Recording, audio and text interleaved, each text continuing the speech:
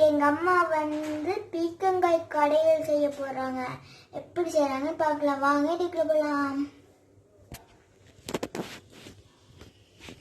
பீர்க்கங்காய் கடையிறதுக்கு சின்ன வெங்காயம் ஒரு 6-7 வெங்காயத்தை இந்த மாதிரி பொடி பொடியா கட் பண்ணி வச்சிருக்கோம். மிளகாய் காரத்துக்கு ஏற்க எடுத்துக்கோங்க.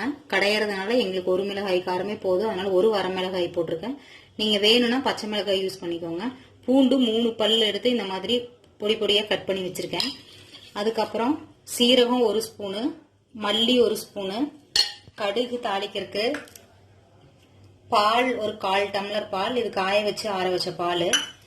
அதுக்கப்புறம் பீர்க்கங்காய வெளியில இருக்கிற தோலெல்லாம் நீக்கிட்டு இந்த மாதிரி பொடி பொடியா கட் பண்ணி வச்சிருக்கோம். இது கையிலேயே இப்படி பிடிச்சா 3 கை அளவு வர மாதிரி பீர்க்கங்காய் இருக்குது. கட் பண்ணினதுக்கு அப்புறம் அந்த அளவுக்கு தான் நான் மீதி எல்லா பொருளும் உங்களுக்கு சொல்லியிருக்கேன். வாங்க இதை எப்படி கடையலான்னு பார்க்கலாம்.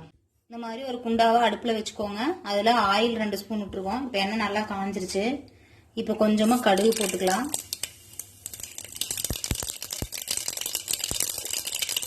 கடுகு பொரிஞ்ச உடனேயும் நம்ம கட் பண்ணி வச்சிருக்க வெங்காயம், பூண்டு, கருவேப்பிலை, வரமிளகாய் எல்லாத்தையுமே ஒட்டுக்கா போட்டுக்கலாம்.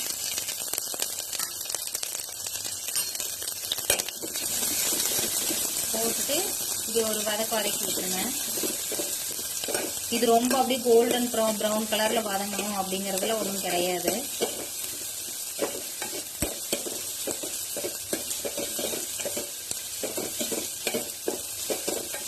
பாருங்க, ரொம்ப பொடுசா நறுக்கி இருக்கிறதுனால சும்மா ஒரு 2-3 செகண்ட் அப்படியே வதக்கணும்னாலே இந்த மாதிரி கண்ணாடி பார்த்துக்கு வந்துடும் வெங்காயங்களாம்.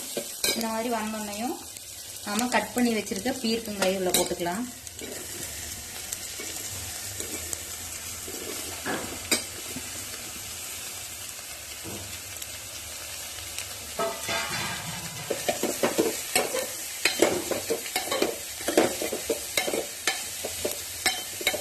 பீர்க்கங்காய் போட்டு மிக்ஸ் பண்ணோம்னா இந்த டிஷ்ஷுக்கு தேவையான அளவு உப்பு போட்டுக்கலாம்.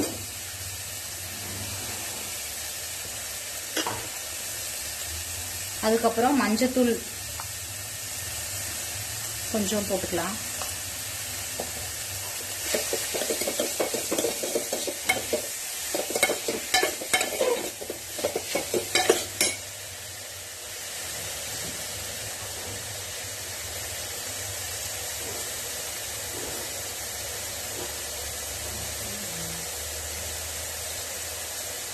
பீர்க்கங்காய் போட்டதுக்கு அப்புறமா மஞ்சத்தூள் உப்பு போட்டுட்டு ஒரு 2 நிமிஷத்துக்கு நல்லா வதக்கினதுக்கு அப்புறமா நம்ம எடுத்து வச்சிருக்கிறோம் சீரகத்தையும் கொத்தமல்லியையும் இந்த மாதிரி கையில போட்டு இப்படி நல்லா தேய்ச்சிக்கோங்க.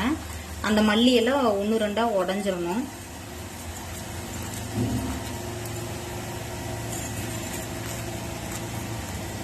இங்க பாருங்க, இந்த மாதிரி தேய்ச்சோம்னா இதாயிரும். அதுக்கப்புறம் இதையும் இதுக்குள்ள போட்டுட்டு திரும்ப நல்லா எல்லாத்தையும் மிக்ஸ் பண்ணி விட்டுடலாம்.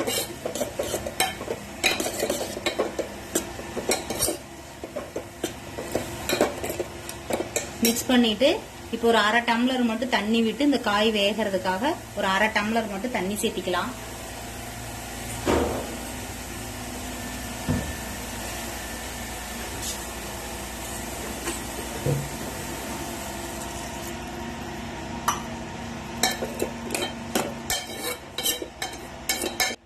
தண்ணி ஊத்தி மிக்ஸ் பண்ணதுக்கு அப்புறமா தட்டு போட்டு மூடி வச்சு ஒரு 10 நிமிஷத்துக்கு வேகட்டும். நான் வெந்ததுக்கு அப்புறமா உங்களுக்கு காமிக்கிறேன். அதுக்கப்புறமா இது நல்லா காய் வெந்ததுக்கு அப்புறமா நம்ம எடுத்து வச்சிருக்க அந்த 1/4 டம்ளர் பாலை இதுல விட்டுட்டு அதுக்கப்புறம் ஆஃப் பண்ணிட்டு பருப்பு கடையிற அந்த பருப்பு மத்தை வச்சு நல்லா கடைஞ்சு எடுத்துட்டீங்க அப்படின்னா ரொம்ப டேஸ்டான பீர்க்கங்காய் கடைசல் ரெடி ஆயிரும். வாங்க நம்ம வேகம் தண்ணி வெயிட் பண்ணலாம். எப்பவுமே பொரியலா கொடுக்கறத விட நம்ம இந்த மாதிரி டிஃப்ரெண்டா செஞ்சோம் அப்படின்னா இதை செய்யறதுக்கு டைமும் ரொம்ப ஈஸி. இது பேச்சுலர்ஸ் கூட நீங்க ஈஸியா செஞ்சுக்கலாம். அதனால இதை ட்ரை பண்ணி பார்த்துட்டு உங்களுக்கு டேஸ்ட் எப்படி இருக்குது அப்படின்னு எங்களுக்கு கமெண்ட் பாக்ஸ்ல சொல்லுங்க. தட்டு போட்டு மூடினதுக்கு அப்புறமா அடுப்பு சிம்ல வச்சுக்கோங்க. அது அப்படியே சொல்ல மறந்துட்டேன்.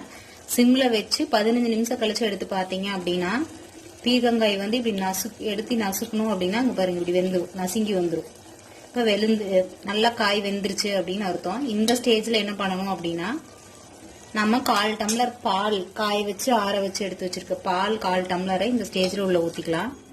பால் ஊத்துனதுக்கு அப்புறம் அடுப்பு எரியணும் அப்படிங்கிற அவசியம் இல்லை. ஏன்னா அது ஆல்ரெடி காஞ்ச பால் அப்படிங்கறனால நீங்க ஊத்துனோனையுமே அடுப்பை ஆஃப் பண்ணிட்டு பருப்பு கடையிறதுல கடைஞ்சிட்டோம்னா வேலை முடிஞ்சு. இருங்க நான் கடையிறதையும் உங்களுக்கு காமிக்கிறேன். ஒருவேளை காய் வந்து இது பிஞ்சு காய் அப்படிங்கறனால எனக்கு வந்து 3 கைப்பிடி காய்க்கு 1/2 டம்ளர் தண்ணியிலேயே காய் வெந்துருச்சு சிம்ல வச்சதுனால. ஒருவேளை உங்களுக்கு காய் வேகல அப்படின்னா நீங்க இடையில அப்பப்ப அமுத்தி பார்த்துட்டு தண்ணி பத்தல அப்படின்னா கொஞ்சம் தண்ணி கூட சேர்த்திக்கோங்க. இப்ப பால் விட்டு இங்க பாருங்க ஊத்துனோடனே உடனே இப்ப லைட்டா பபுள்ஸ் வந்தோடனே அடுப்பு ஆஃப் பண்ணிடுறேன். அது கூட தேவையில்லை, பால் ஊத்துனோடனே ஆஃப் பண்ணிடலாம். இதுக்கப்புறம் இப்ப இதை எடுத்து பருப்பு கடையில கடைஞ்சிட்டு உங்களுக்கு காமிக்கிறேன். அவ்வளவு எடுத்ததை இந்த மாதிரி செவுரு ஓரமா பார்த்து வச்சுக்கோங்க. அந்த இது வந்து பாத்திரம் ஹீட்டா இருக்கும், அதனால இந்த மாதிரி துணி ஏதாவது வச்சுட்டு காலை வந்து இந்த மாதிரி அமுத்தி கொடுத்துக்கோங்க. ஏன்னா அது குண்டா வந்து அசையாம இருக்கக்காக இந்த பருப்பு மாத்தை வச்சுட்டு நல்லா அமுத்தி கடைங்க. அந்த காய் நம்ம வெந்தது ஃபுல்லா நல்லா மிக்ஸ் ஆயிரும். அந்த வெங்காயம், பூண்டு, மிளகாய் எல்லாமே வந்து நல்லா கரைஞ்சிடணும்.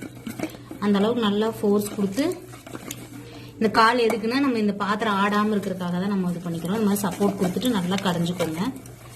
இதை சில பேர் மிக்சிலையும் அடிச்சுக்குவாங்க. பட் மிக்சியில் அடிக்கிறதோட இப்படி கடைஞ்சோம்னா இங்க பாருங்க கடைய அந்த இதெல்லாம் இந்த மாதிரி உங்களுக்கு மிளகாய் எல்லாமே வந்து நல்லா கரைப்பட்டுரும். அதுக்கப்புறம் இப்போ உங்களுக்கு ஒரு பாத்திரத்துல மாத்திட்டு காமிக்கிறேன். பாருங்க நல்லா கடைஞ்சிட்டு இது பண்ணோம்னா இந்த மாதிரி எல்லாமே மிக்ஸ் ஆகி இந்த மாதிரி ரெடி ஆயிரும். இப்போ பீர்க்கங்காய் கடைசல் ரெடி ஆயிருச்சு. இதை நான் உங்களுக்கு பாத்திரத்துக்கு மாத்திட்டேன். இதை நீங்களும் ட்ரை பண்ணி பார்த்துட்டு டேஸ்ட் எப்படி இருக்குதுன்னு சொல்லுங்க. எங்க சேனலை முறையா பாக்குறவங்களா இருந்துச்சுன்னா சப்ஸ்கிரைப் பண்ணுங்க, லைக் பண்ணுங்க, ஷேர் பண்ணுங்க. தேங்க்ஸ் ஃபார் வாட்சிங். வர எங்களுக்கு எல்லாரும் நல்லா சப்போர்ட் பண்ணிட்டு இருக்கீங்க. உங்களோட சப்போர்ட்டுக்கு ரொம்ப தேங்க்ஸ்.